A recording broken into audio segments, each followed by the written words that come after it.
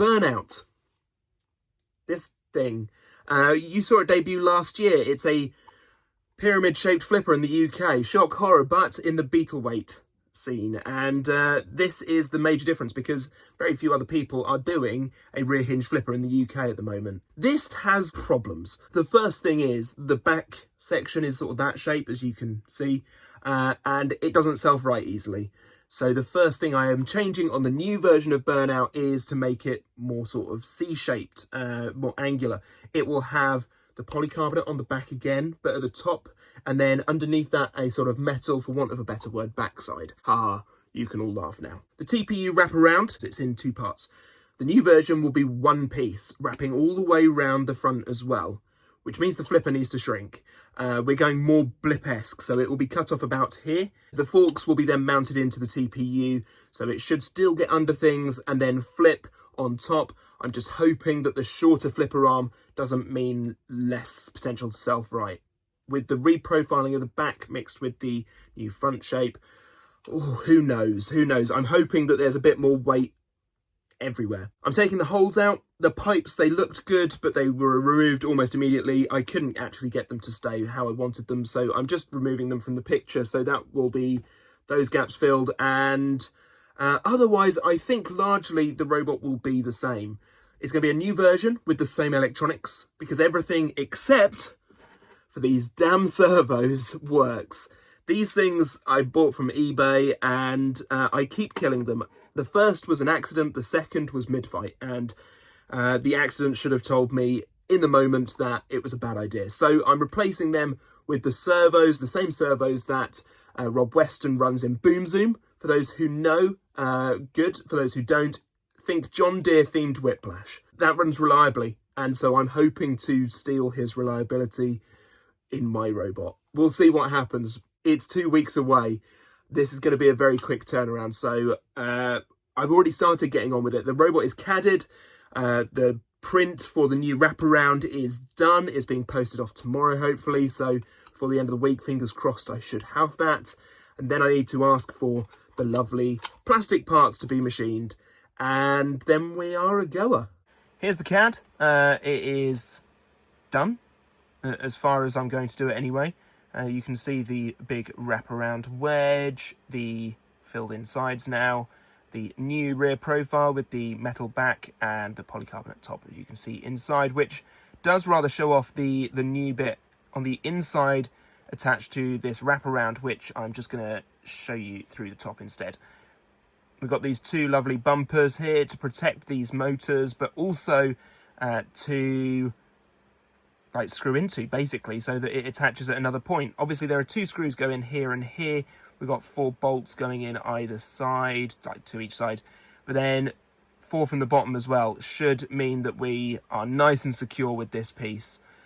I had the option to maybe add in a metal plate behind it, but ultimately, if it gets damaged, it looks cooler, so that's what I've gone with. You know me, it's all looks first, and then,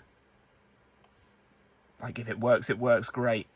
There's the flipper back on. The flipper will be, once again, made out of some scrap metal from the farm, so I don't know if you knew that about Burnout, but yeah, a lot of the metal I use on any robot is scrap metal from the farm, so that's cool. It means I get it for free, and I just have to work on it myself. But that's fine, because I can do that. I have that possibility. But yeah, nice long forks to stick out, get under stuff. We can take them out easier than we could before. Obviously, before, you might not know this either, the forks mounted behind here, which meant I had to take off each side to get to them. Now I can just unscrew here and take them out if I need to. Should be better for maintenance as well as for sanity. Yeah, there it is. Now just build the thing. Weather update. It's Thursday and the robot is almost on its way. It should be in the post tomorrow, thanks to the wonderful Sean, who builds such awesome robots as Ares and Chris Griffin too. The same Sean who made the wraparound wedge, actually. He has worked hard to get the chassis ready for me on the CNC, which looks fantastic. A little picture here. Oh, there it is. This should be a jigsaw puzzle at this point. Monday is the plan to tear down OG Burnout for its electronics, and then hopefully the parts will also arrive on Monday, so I might be able to build up again. It's going to be touch and go. I have something on Tuesday. I'm in London, coming back on Wednesday, potentially also still not here. Thursday is going to be the last chance saloon. It's going to be full action build, make sure it all works. So we shall see what happens. I want to get in the workshop, Dad's workshop, probably Thursday, I would imagine at this point. We'll see where we get on Monday and see what time we have. But yeah, that's where we're at.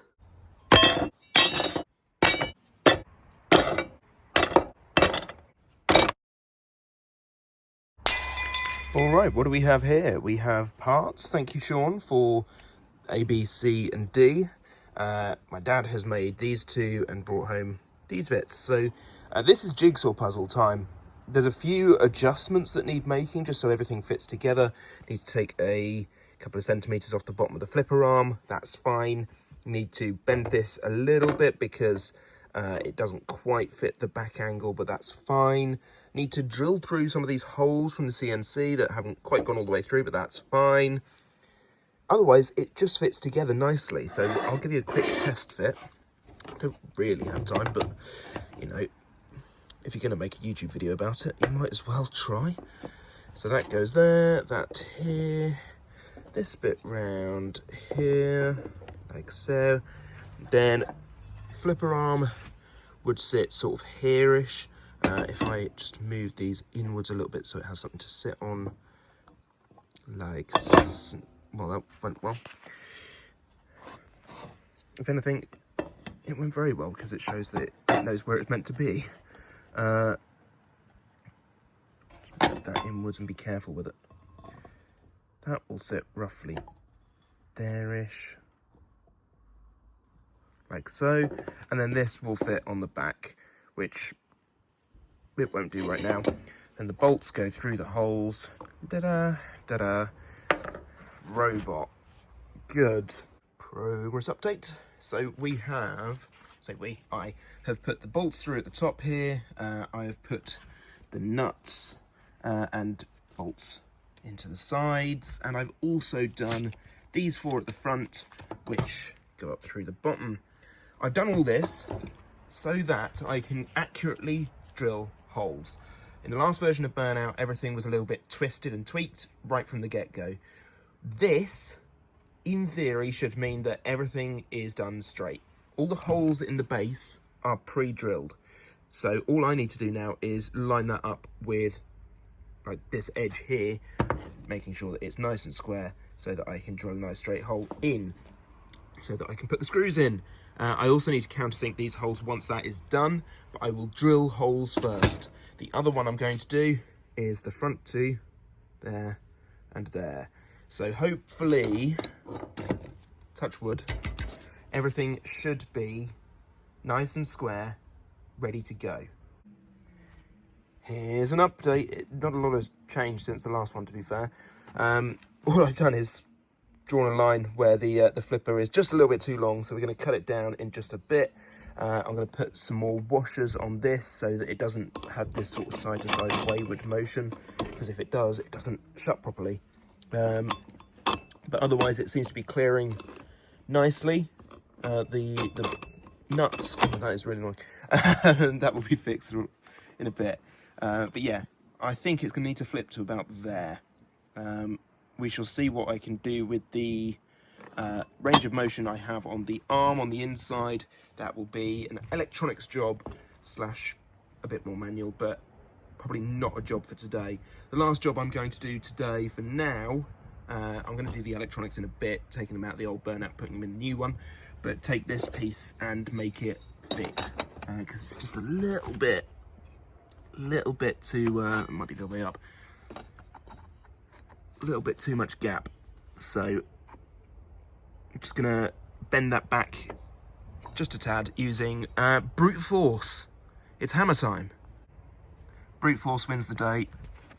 That is almost perfect. It will pull in with the screws once it's in position. There we go, look. Oh, that with a hammer.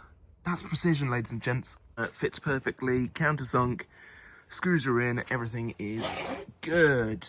So I was gonna stop there, but could just make the polycarb bit that goes on top, and then mechanically all the parts are done. It's then on to electronics, and that's where I sort of want to be today. So let's do that.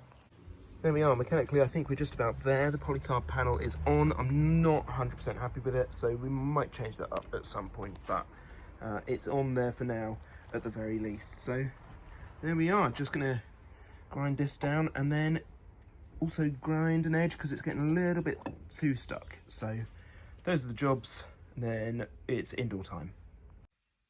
Okie dokie, the flipper is in. It fits almost all of the time. We're gonna get some little half-width washers or something in there just so that it doesn't do what you just saw anymore, but that is going to be something to get in from Dad's work. So we will move on from there to the job that I have been not looking forward to, which is gutting my sweet summer child. All of this is going to be used in this, so it should be a simple swap job. It won't be.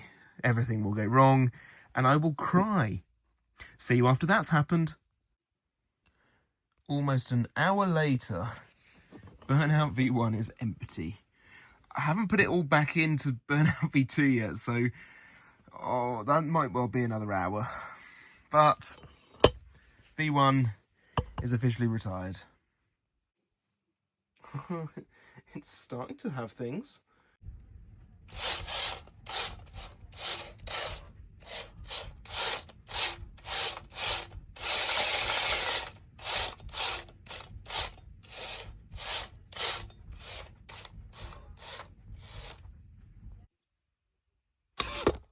So what's going on under the hood? Well, all the electronics are in, as you can see. It's all working, it's all functional. We have the new servo mounted. Found a replacement servo horn here, which I have attached with two bolts on the two holes that they've given me, which means I have to stack them, which is fun, but that's the way it's designed. Weird, I know, but never mind. All the electronics are nice and zip-tied out of the way, which means if I just flip this around, you can see the lovely Burnout logo there. Nothing is hittable, basically, which was my main plan. This top panel is sacrificial, though I need it. Any Roboteers who hit it, please give it me back until the end of the event, and then you might get it. But yeah, this is looking great. I would do a little self-ride test. I have done a little self-ride test. I don't want to do another one until I get some Velcro underneath this battery, which is just flobbling around in there for now, but it's working. That's the main thing. Let's go do robot fighting.